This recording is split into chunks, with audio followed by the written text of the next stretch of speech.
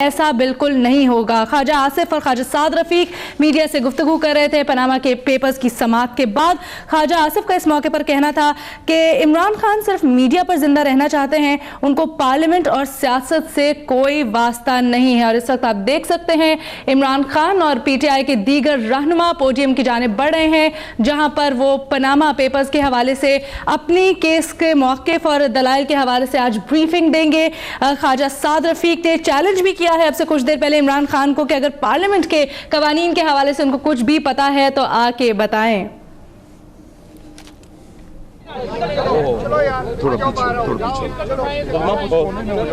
बिस्मिल्लाहिर्रहमानिर्रहीम।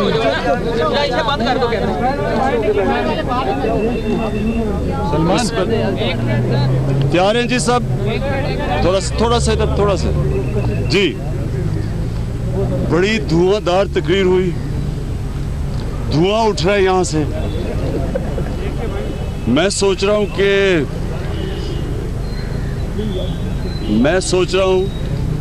कि ये सुप्रीम कोर्ट की प्रोसीडिंग्स के बात कर रहे थे या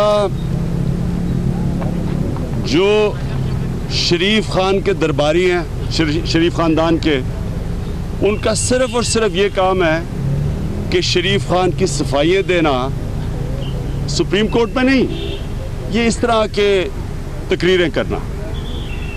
अब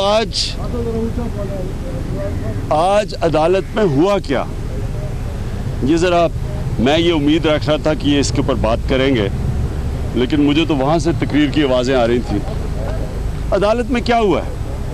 आज नवाज शरीफ के वकील ने ये कहा है कि जो इन्होंने पाकिस्तान की नेशनल असेंबली में तकरीर की, उस तकरीर को इस्तिस्ना है, उस तकरीर को कंसिडर ना किया जाए। वो जो तकरीर है वो उन्होंने असेंबली में की थी, उनकी प्रिविलेज है कि वो असेंबली में कर सकते थे, जो कि इनके पहले वकील ने कहा सियासी तकरीर है। इसके ऊपर उन्होंने कहा कि इस तकरीर को अलहदा कर दें, बाकी चीज़ों की बात करें। अब ये क्या मकसद इसका कहने का क्या था कि असेंबली में नवाज शरीफ ने झूठ बोला है। अगर झूठ नहीं बोला, रिकॉर्ड ले आए। वो कहते हैं ऑन रिकॉर्ड ना लेके आए। क्यों ना ऑन रिकॉर्ड लेके आए, मैं अब आपको 3 वजह बताता हूं ये क्यों बच रहे हैं असेंबली की तकरीर से। सबसे पहले इन्होंने असेंबली में कहा कि मेरे पास सारे दस्तावेजात मौजूद हैं, सारा रिकॉर्ड मेरे पास है। ये असेंबली में इन्होंने क्यों कहा? क्योंकि जब पनामा का पेपर्स के इंकशाफ हुए बाहर, तो उसके अंदर जब इनका नाम आया तो सारी ऑपोजिशन ने कहा कि प्राइम मिनिस्टर साहब, एक अगर जमहूरियत है, जमहूरियत के अंदर प्राइम मिनिस्टर जवाबदेह है, ये हमारा राइट है। एक डेमोक्रेसी के अंदर ऑपोजिशन का राइट होता है जवाब तलब करना, डिक्टेटरशिप में नहीं होता। जिस तरह हुस्नी मुबारक, सदाम हुसैन, कर्नल गद्दाफी की इनकी डिक्टेटरशिप्स में डिक्टेटर जवाब नहीं देता। उन सब के बच्चे बाहर बड़ी बड़ी दौलत बना के बैठे हुए थे, बड़े बैंक अकाउंट्स थे, लेकिन कोई ऑपोजिशन उनसे जवाब नहीं मांग सकती थी क्योंकि वो डिक्टेटरशिप थी। हमारी जमहूरियत है पाकिस्तान में, और ये जो इन्होंने इतना शोर मचाया, इनको सवाल ये पूछना चाहिए कि जमहूरियत में ऑपोजिशन जवाब तलब करती है। उस जवाब के अंदर नवाज शरीफ ने वो तकरीर की थी। वो ऐसे कोई तकरीर नहीं कर दी थी, पढ़ के तकरीर की थी। उस तकरीर को आज सुप्रीम कोर्ट में कह रहे हैं कि इसको रद्द कर दिया जाए। ये प्रिविलेज है, ये प्रिविलेज का इनका इस्तिस्ना है, इसके ऊपर बात ना करें, बाकी चीज़ों के ऊपर बात करें। और बाकी चीज़ों पे भी कि जो इनके बच्चों के पास है, वो कहते हैं वो हम नहीं करेंगे, वो बच्चे बात करेंगे, बच्चों का वकील करेगा। वो वालिद साहब का पैसा आया, वो फिर बच्चों ने पैसा बना दिया, नवाज शरीफ उसकी बात नहीं करेंगे। नवाज शरीफ के खुद के बयान हैं, इन्होंने खुद बयान दिए हुए हैं कि हम फैमिली इकट्ठी चलते थे, मैं फैमिली के लिए जवाब दूंगा। 2-3 मैं आपको बता दूंगा, इनके खुद बयान है कि हम फैमिली इकट्ठी ऑपरेट करती थी। आज सुप्रीम कोर्ट में कह रहे हैं कि नहीं वो अलहदा है, ये अलहदा, उनके अपने वकील हैं, इनके अपने वकील हैं। जिस तरह नवाज शरीफ का कोई कंसर्न नहीं है कि बच्चे अरबोपति कैसे बन गए, उनके बाहर प्रॉपर्टीज़ कैसी हैं। हसन शरीफ 99 में स्टूडेंट थे, 2001 में अरबोपति बन जाते हैं, इनका कोई कंसर्न नहीं है, ये इनके वकील कह रहे हैं। और जो नवाज शरीफ ने ये जो पार्लियामेंट में 3 स्टेटमेंट्स दी थी, उसका कह रहे हैं कि उसके ऊपर कोई बात ना करें, कि दस्तावेजात इनके पास हैं, रिकॉर्ड है पूरा। इन्होंने कहा गल्फ स्टील से पैसा गया कैसे, फिर उन्होंने कैसे जद्दे की मिल बेच के 2006 में ये प्रॉपर्टीज़ दी। ये कह रहे हैं इसकी बात ना करो, फंस इधर गए हैं, क्योंकि जो भी चीज़ें सामने आ रही हैं, ये इनकी तकरीर एक सिर्फ असेंबली के अंदर तकरीर थी हमें चुप कराने के लिए। उनका ख्याल नहीं था कि ये सुप्रीम कोर्ट में पहुंचेंगे। जब तकरीर की थी इनको आइडिया नहीं था कि इनको सुप्रीम कोर्ट में आके ये इसको बैक करना पड़ेगा, वाकई दस्तावेजात देने पड़ेंगे सुप्रीम कोर्ट में। इसलिए इनको मुश्किल पड़ गई और इसलिए कतरी आना पड़ा, क्योंकि कतरी वो वाहिद इनकी मनी ट्रेल अभी तक नज़र आ रही है। और अभी कतरी की बारी नहीं है, वो भी हम देख लेंगे बाद में।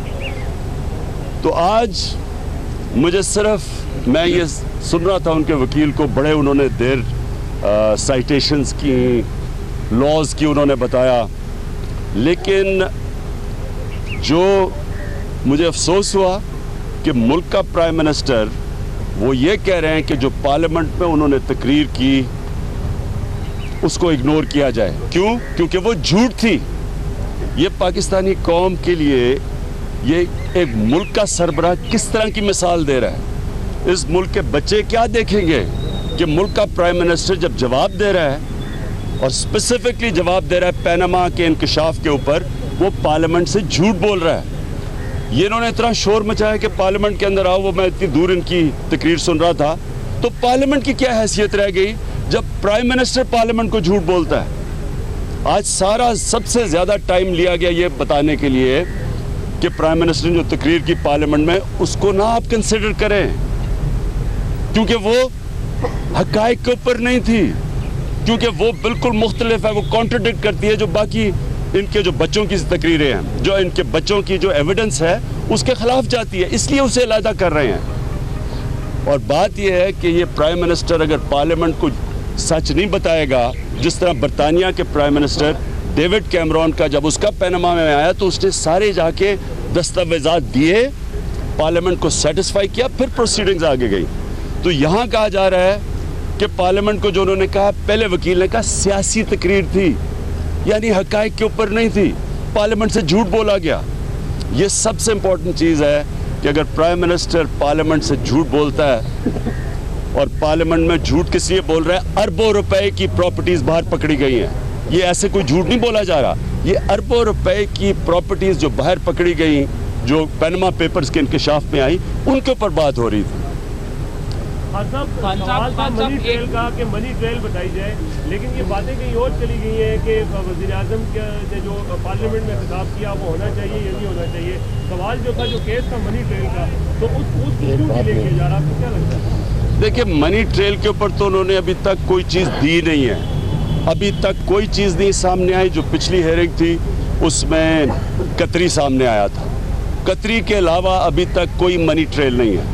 और हम अब इंतज़ार कर रहे हैं, लेकिन जो हम उम्मीद रख रहे थे कि नवाज शरीफ के वकील बताएंगे इन चीज़ों के ऊपर, उन्होंने इसके ऊपर कोई बात नहीं की और उन्होंने कहा ये उनका कंसर्न ही नहीं है, ये बच्चे बताएंगे क्या है। एक और भी बात कही कि उन्होंने कहा जी अगर एक बच्चे का जो स्टेटमेंट है वो बिल्कुल मुख्तलिफ है नवाज शरीफ की, तो हम कौन सी स्टेटमेंट मांगे। उन्होंने कहा जी नवाज शरीफ की मानो, इसका मतलब बच्चा झूठ बोल रहा है। खान साहब ये बताइएगा कि वेल्थ टैक्स के हवाले से जो उन्होंने कहा है कि 2003 में कानून ख़त्म हो गया है और उसे विद इन 5 ईयर्स आप वो कर सकते हैं, उसको चैलेंज कर सकते हैं, इसके हवाले से बताइएगा, फिर आर्ग्यूमेंट कहाँ स्टैंड करता है? देखिए, जो टैक्स का इशू है ना, वो सिर्फ इधर तक देखें कि जो वो चीज़ें बता रहे थे कि बच्चों ने बाहर से 74 करोड़ रुपया 4 सालों में भेजा है, वो ये कह रहे हैं कि 4 साल में जो 74 करोड़ रुपया हुसैन शरीफ ने और मेरे ख्याल में एक हसन की भी उसने भी भिजवाया है, अब 74 करोड़ रुपया यानी वो कह रहे हैं कि ये डिक्लेयर करना चाहिए था, ये इनकम बनती है, वो इस तरह उसके ऊपर डील कर रहे हैं। असल तो ये है कि उनको बताना चाहिए कि बच्चों के पास किधर से पैसा आया इतना। इस पे आई नहीं, इसका जवाब नहीं कर रहे हैं, क्योंकि आवाम में भी आप जा रहे हैं, आवाम को मोटिवेट भी कर रहे हैं, तो क्या होगा अगर अगेंस्ट भी आए तो? देखिए जी, हमारा काम था जो हमने, मुझे बड़ा फ़ख्र है कि हमने किया, वो ये कि हमने एक अवाम का पैसा जो चोरी हुआ और बाहर गया मुल्क से और पकड़ा गया, हमने पूरी कोशिश की, जो अपोजिशन का काम है, कि जवाब तलब करें कि जनाब ये पैसा बाहर गया कैसे, क्या ये कानूनी तरीके से गया, क्या ये मनी लॉन्ड्रिंग थी, क्या ये पैसा के ऊपर टैक्स दिया था, ये आपका हलाल का पैसा था, और ये अगर आपने प्रॉपर्टीज़ बाहर ली हैं तो जरा सबूत बता देंगे, कागजात दे दें। कोई चीज़ अभी तक सामने नहीं आई। अपोजिशन का ये काम होता है, ये याद रखें, जमहूरियत में अपोजिशन का काम होता है जवाब लेना। गवर्नमेंट का काम ये नहीं होता जो ये इन 2 हज़रात ने शोर मचा के किया है, ये नहीं इनका काम होता। इनका काम ये नहीं होता कि जनाब आपने भी कुछ किया, आप भी बताएं। मैं इनसे सवाल पूछता हूँ कि इमरान खान तो कभी इक़्तिदार में रहा ही नहीं है, तो करप्शन तो मतलब ही ये होता है इक़्तिदार में आके पैसा बनाना। मैं तो इक़्तिदार में नहीं रहा, तो मेरे ऊपर कैसे इल्ज़ाम लगा रहे हैं? बजाय अपना जवाब देने के उल्टा हमारे ऊपर अटैक कर रहे हैं, मुंह बंद करने के लिए। केसेस क्या करवाए हुए इलेक्शन कमीशन में? मुंह बंद करवाने के लिए, ब्लैकमेल करने के लिए। माफिया ऐसे करता है, डेमोक्रेटिक गवर्नमेंट्स जवाब देती हैं, माफिया ब्लैकमेल करता है, या केसेस कर देगा, या FIR काट देगा, या आपको इस तरह की आके यहाँ बातें करेंगे। और अच्छा जी, मैं इनसे सवाल पूछता हूँ, मैंने गाली कब निकाली है? अगर मैं नवाज शरीफ को करप्शन का बादशाह कह रहा हूँ, ये गाली तो नहीं है, ये तो हक है, ये हकायक है, ये तो सच है। मुझे ये बताएं, एक छोटा आदमी 15,000 रुपए की जेब कुतरी करता है, आप उसे चोर कह देते हैं। अरबों रुपए की जो चोरी करता है उसको मैं डाकू ना कहूँ तो और क्या कहूँ? इसमें गाली कौन सी है? ये तो इनकी जुर्रत नहीं है। ये असल मैं बात कहना चाहता हूँ, ये सारी मोटू गैंग को और इन वजीरों को पता है कि नवाज शरीफ झूठ बोल रहा है, सबको पता है।